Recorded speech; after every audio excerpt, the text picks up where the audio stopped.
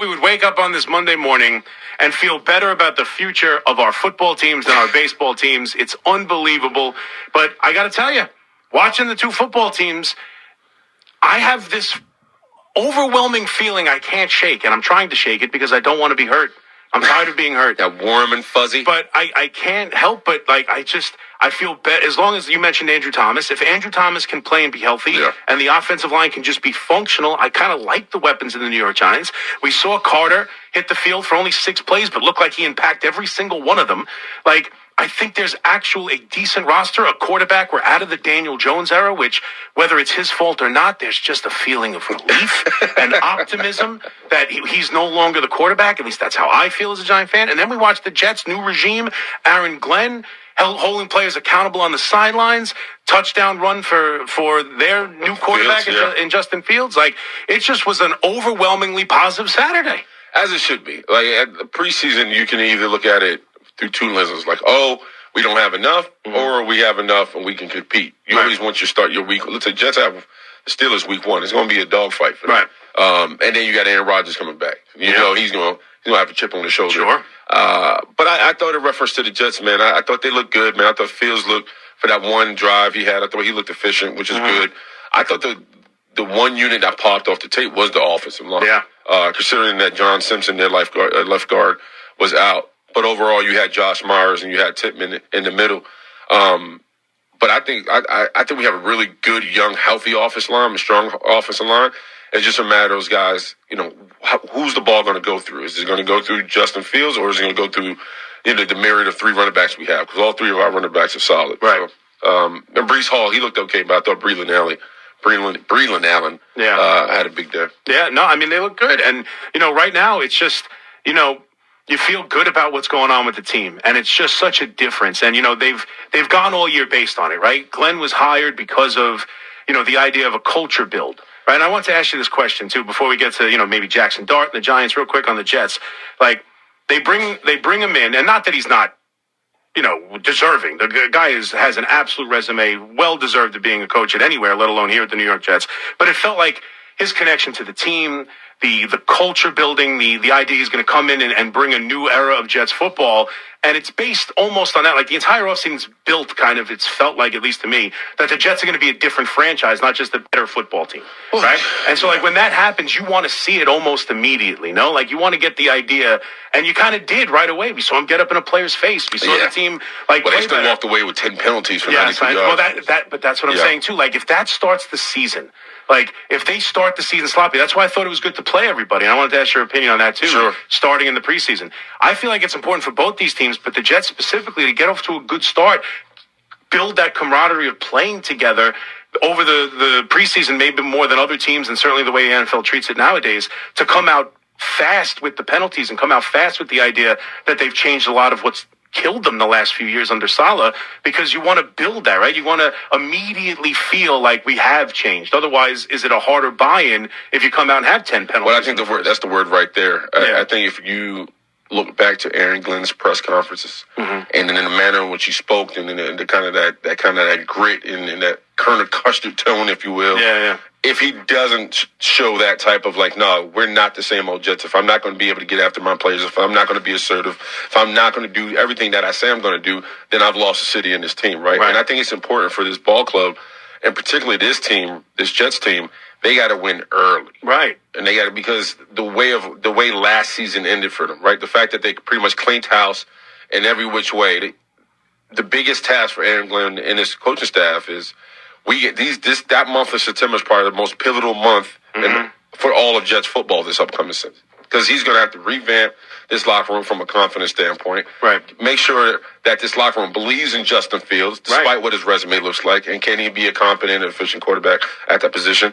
And what does the offense look like? And defensively, I thought Sauce looked good the other night too. I thought he was physical. He was just he was buzzing out there. Yeah. So I love the way Sauce looked, and I like the way our secondary looked. But overall, man, this team is going to be a sleeper on a lot of people's lists. So that's why Aaron Glenn has to get this team to win early, right? That first 2 months, he has to get them that backyard scrappy outfit where teams will start respecting them, and they start respecting them from a standpoint where they're not committing the dumb penalties. That's why he was so hard on these guys, saying, hey, we are who we are, but we can't beat ourselves, right? And especially when, you saw Michael Clemens, our defensive tackle, getting a flare up, and he got a penalty, right? And then it was like the hit out of bounds. These little things is the reason why the Jets have been suffering despite the talent they've been able to acquire. So I think it's good that Aaron Glenn is on top of it. And I've always been a fan of Aaron Glenn in a helmet and outside of a helmet. I love the fact that, he was a pro scout and really kind of evolved as a coach, and he's done a hell of a job. Yeah, I mean, and you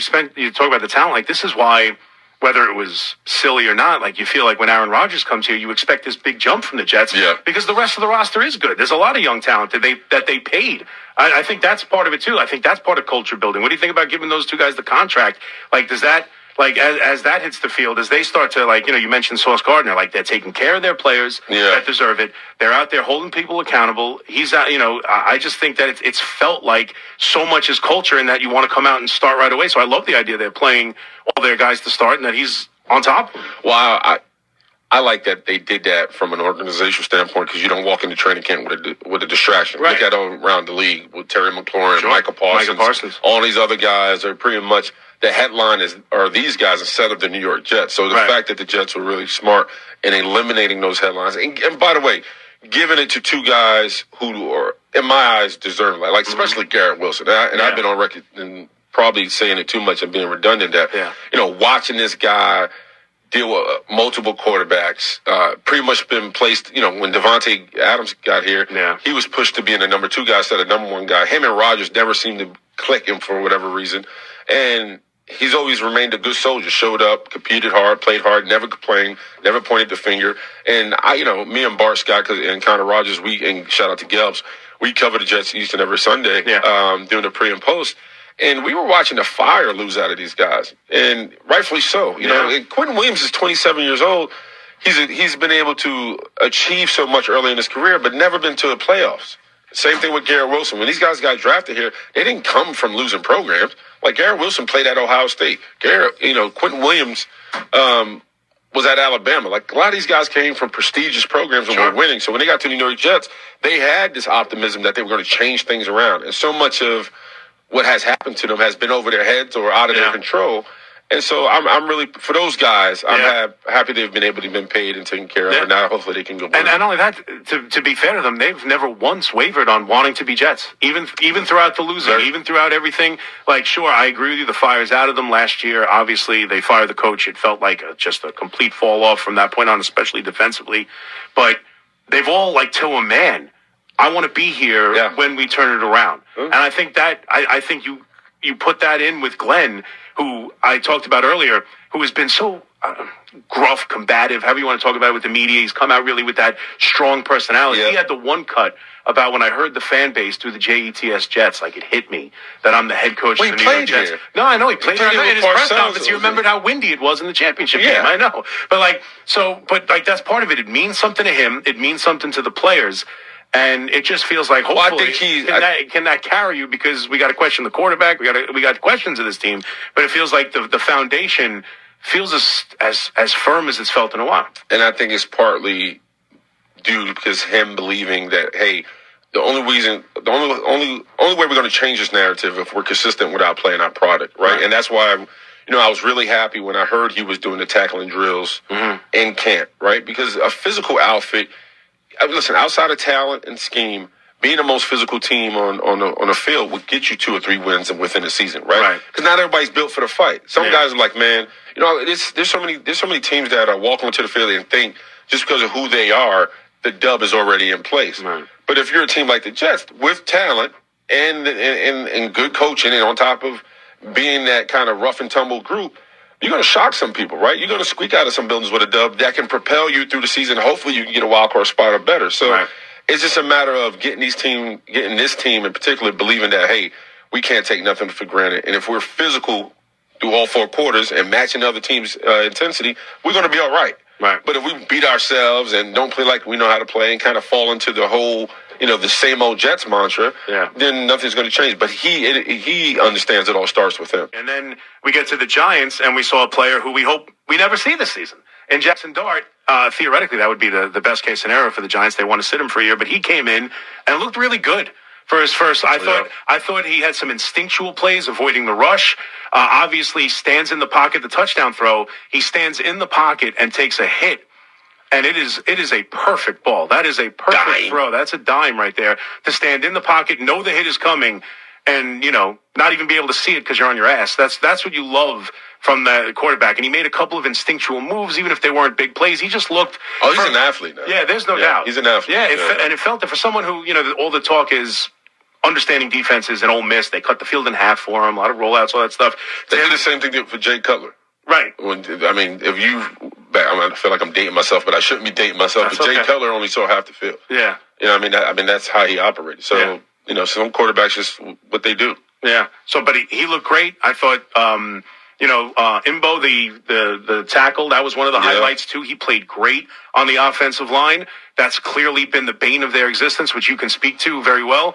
It has been a disaster for the New York Giants, and obviously Andrew Thomas is going to be a huge part, but you've got Evan Neal trying to transition to guard. Mm-hmm. You've got a lot of questions with the interior of that offensive line, and it's been to the point where the team can't function with it. So to see him go in there, take a hit, which he's going to have to do to make big throws, to see Russell Wilson at least go out there, throw 6 or 7 and be not Daniel Jones. Jameis Winston, of course, throws, the ball as well as anyone, but I'm not sure how much he's going to see. But again, defensively, you got to see Carter. You got to see the draft picks and Jackson Dart.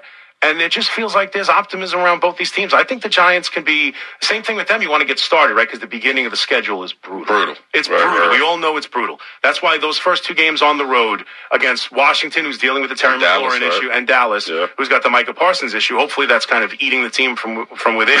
Which, by the way, I don't know. I'm not ready to crown Washington just the next great team in the NFC. Well, because everybody's banking on the second-year slump from Jaden Daniels. Yeah, I don't know if I'm banking on it, but I certainly think it's possible. And they're playing games with a star wide receiver. And, I know Dan Quinn had a great year last year, but I've seen him coach the Atlanta Falcons. I don't know if Dan Quinn is a great head coach in this league. He had a good year last year. I think he's a hell of a head coach. And Kings, the Falcons down the stretch. What don't you like about he brought the Falcons to a Super Bowl? They just happened to lose to Tom Brady. Yeah, in the most unbelievable fashion we've ever seen a Super Bowl be lost, and then they lost everything. Well, they couldn't get 2 yards when they needed it. Right? I understand, but you still and the offensive and we all know the offensive coordinator had a terrible game, still throwing the football up 28-3. But I'll give him credit for getting to the Super Bowl, and then they lost every big game subsequently after that. The rest of his tenure with Atlanta. I'm not trying to say he's a bad head coach. I'm just saying. It sounds like you're saying he's a good head coach. I'm not saying that's exactly what I'm saying. I'm saying I don't know if he is a good head coach. Okay, well, we'll find out. But I'm just saying I'm not ready to say that he's going to lead the Washington Commanders into this next run of great football. And if he is, even if that's true, you want to try and get them early here out of camp. So I think you got to try and find a way to win one of these 2 games to start the year. I think both teams, it's important to get going. And I think that's why. Normally, you're worried about the injury. Where do you land on that with playing in preseason? Are you comfortable with throwing guys out there to build it together, or are you worried about the injury? As far as letting everybody play. Yeah, letting the starters play as much. Yeah, football's football, but I also think you can't expect a good output week 1 through week 3 if guys haven't played enough football, right? Mm-hmm. I think that was one thing that hurt Aaron Rodgers last year. They put kid gloves on him, and then they said, hey, you got the San Francisco 49ers on Monday night, week 1, go beat the Niners. Dude, he hasn't played. First, he was out all year, and then you kind of, you put the glass bubble around him. And so to expect him to be a world beater was nuts. But nevertheless, I'm all for guys getting the dust off them during preseason. Because in training camp, you can have a physical training. There's so much you can do. You know what I mean? And so it's felt like the tackling has been really poor in the NFL around the league weeks 1, 2, and 3. It just feels like that's where we've seen the biggest deficiency with the state because of the game. I think the goal for a lot of these head coaches is showing up week 1 with a healthy roster. Right. You're putting a 200, imagine having a live tackling drill with Derrick Henry in practice. Yeah. You're going to lose half your secondary. You know what I mean? You're going to lose half. I was worried about getting Derrick Henry hurt. No, you're right. You're right. Having a tackling drill with some of these backs, things are going to happen. You're not going to have a defense. So, I think a lot of these coaches are aware of that, and it hurts the product on the field.